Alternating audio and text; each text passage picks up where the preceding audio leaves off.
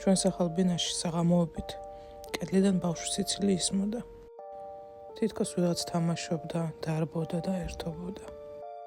თუმცა არც ერთ ჩემ მეზობელს არ ყავდა ბავშვი.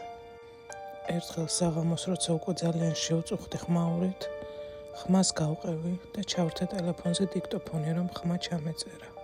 ჩაწერილში ნათლად ისმოდა: შენც ხომ მოხვალ ჩემთან სათამაშოდ? მე გავიყინე.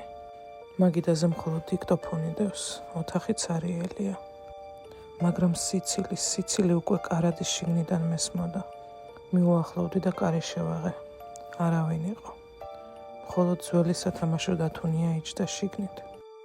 ვიფიქრე, რომ ყველაფერი მომეჩვენა და ვეცადე, რომ აღარ მეფიქრა მაგაზე, დავწექი დასაძინებლად.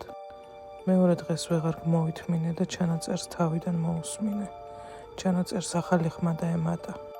იმან ჩურჩულით მითხრა: შენ შემდეგი ხარ.